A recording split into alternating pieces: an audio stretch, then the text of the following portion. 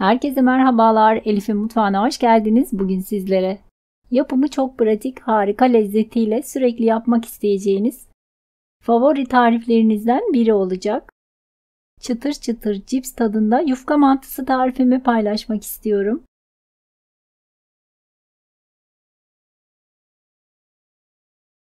Tarifimiz için 2 adet yufka kullanacağız. Yufkayı videoda gördüğünüz gibi sigara böreği saracakmış gibi üçgen bir şekilde katlayalım. Daha sonra ortadan ikiye böldüm. Ve üçgen üçgen kestikten sonra videoda gördüğünüz gibi rastgele olacak şekilde makasla keselim. Ve her iki yufkayı da aynı şekilde kesip hazırladık.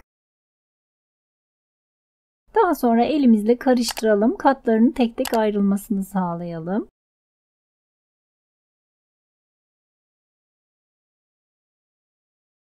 Sosumuz için bir kasenin içerisine yarım çay bardağından biraz eksik sıvı yağ alalım. Üzerine bir dolu tatlı kaşığı kırmızı toz biber, bir dolu tatlı kaşığı nane, yarım çay kaşığı kadar karabiber ve yarım çay kaşığı kadar tuz ekleyelim ve güzelce karıştıralım. Daha sonra doğradığımız yufkaların üzerine dökelim bu sosu. Sosumuzu yufkaların her tarafına gelecek şekilde güzelce karıştıralım.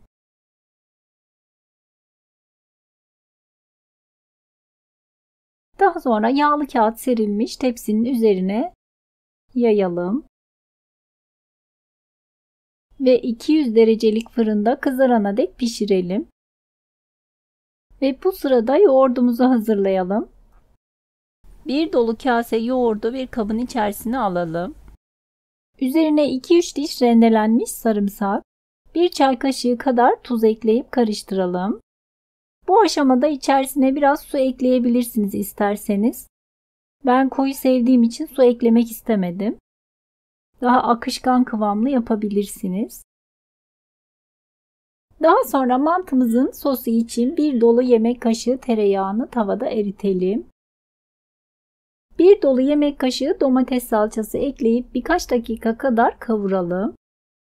Ve üzerine çeyrek çay bardağı kadar su ve 1 çay kaşığı kadar kuru nane ekleyip karıştırarak ocaktan alalım.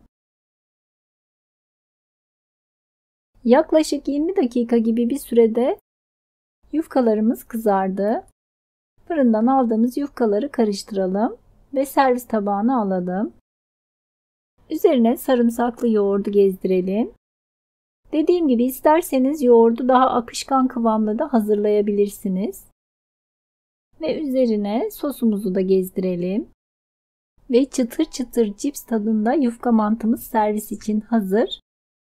Sizlere tavsiyem hemen tüketeceğiniz anda üzerinin yoğurdunu ekleyin. Yoksa çıtırlığı gidecektir ve mantınız yumuşayacaktır.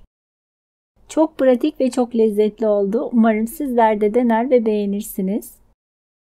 Yeni tariflerimden haberdar olabilmek için kanalıma abone olup zil tuşuna basarak bildirimleri açmayı unutmayınız. Beğeni ve yorumlarınızı bekliyorum. Videomu izlediğiniz için teşekkürler.